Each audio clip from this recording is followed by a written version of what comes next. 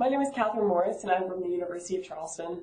I'm going to discuss how Microstegium vimineum, also called Japanese stoatgrass, affects the native species and how disturbance impacts the dispersal of Japanese stoatgrass.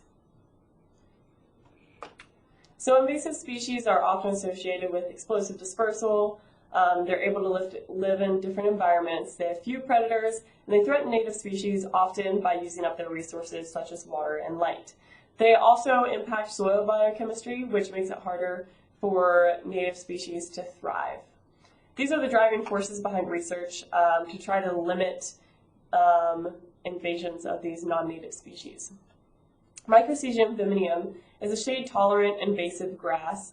It was once used as filling in packages from China, and it was found in the United States in Tennessee in 1919. And since then, it has spread to 14 eastern states. It's problematic throughout West Virginia for those who want to forage or use the native species commercially. The habitat that it lives in is often a disturbed area, like a roadside or a public trail, but it can thrive in undisturbed areas. And like I said before, it's shade tolerant, but it still can flourish in sunlight. It really only needs 20% ambient light to survive.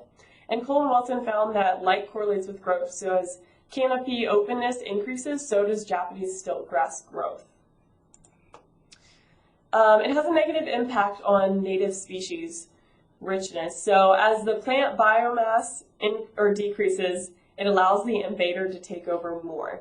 And the light penetration is reduced to the native species because of the overgrowth of the invasive species. And then diversity declines as the invasion continues. And as the invasion can eliminate small populations, but also diminish larger populations over time. The objectives of my study are to determine the relationship of stem count to different levels of disturbed areas in canopy cover, quantify the native species count in sight, determine how Japanese stoatgrass impacts the native species in the area it has disturbed. And I hypothesize that if the area is disturbed, then the stem count will be higher and the presence and total count of native species will decrease. So I did this study within West Virginia. I chose an undisturbed location, moderately disturbed, and highly disturbed. My undisturbed is my control group. And my highly disturbed samples were taken in Fayetteville, West Virginia on the Nuttleburg Mine Trail, about 2 meters off the trail, so it's probably highly trafficked. And then my moderately disturbed samples were taken also in Fayetteville off the Timber Ridge Trail, about 30 meters off the trail. I kind of chose this area because it would be a place where small animals like deer or foxes would be disturbing the area and not people. And then the undisturbed area was taken off adjacent to the Little Creek Park Trail in South Charleston, West Virginia, about 20 meters off where grass was overgrown, it wasn't kept, and people wouldn't be venturing off to. Here we can see where these samples were taken. This is in the Little Creek Park Trail, and then these are the undisturbed and moderately disturbed near the New River. And I used a 1/2 meter by 1/2 meter plot made of PVC pipe and connectors, and then I tossed the square randomly where Microstegium vimineum should be found. I counted the stems, counted native species stems, and then I photographed the native species so I could identify them later. And then I took photographs of the area above the plot, so I would be able to calculate percent canopy cover. And I took 10 samples per disturbance areas, and I collected these mid-September, October. And all these samples were taken about 10 feet apart. So then I categorized percent canopy cover, highlight 0 to 33% canopy cover, medium light 34 to 66%, low light 67 to 100%.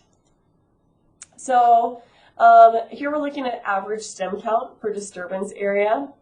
And we have moderately disturbed as our highest, disturbed as our second highest, and undisturbed as our lowest. And the moderately disturbed location had 3 plots that had over 100 stems per plot. And the disturbed location had 1 plot that had over 100 stems, and the undisturbed had none that were over 100. And now looking at average species richness per disturbance, the disturbed area had the highest at 3.2, and then the undisturbed had the next highest species richness at 2.6, and the moderately disturbed had the lowest average species richness at 2.3. And here is percent canopy cover per disturbance level, and I ran a Kruskal-Wallis test to determine the heterogeneity among the data. It was not extremely significant, however, it was significant. And now we're looking at stem count versus species richness. And I ran a Spearman's rank test to measure the strength of the association between stem count and species richness, and I got a value of negative 0.309. And we can visualize that looking at the graph here, that it shows a negative correlation. And then the last test I ran was a conical correspondence analysis test to define the relationship between plant species and the environmental variables. And the environmental variables in this case were stem counts of Japanese stiltgrass and percent canopy cover.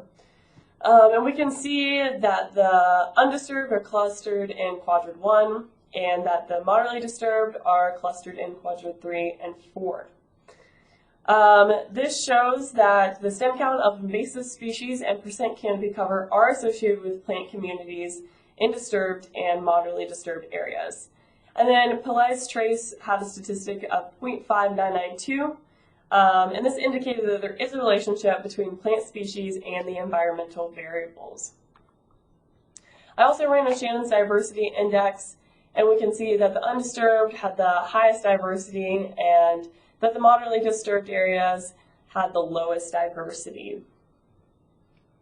So in conclusion here, I hypothesized that the greatest stem count would have the greatest decrease in species richness.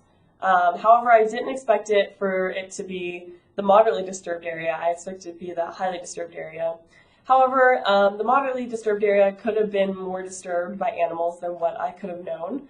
And it also had a high area, or a high percent canopy cover. So the Japanese stiltgrass could have taken advantage of those intervals of high sunlight. So if I was going to take this research a little bit further, I would expand it throughout West Virginia and try to look at all the diversity in West Virginia and see what is able to grow along with Japanese stiltgrass, or what is able to survive in the presence of Japanese stiltgrass, and where Japanese stiltgrass grows all throughout the state. I also think it would be interesting to study the genome. It could provide a better knowledge of the plant's invasive properties, and management techniques could be directed at finding some kind of technique that goes after the genetic properties to destroy the plant. If you have any questions, I would love to answer. Thank you for listening.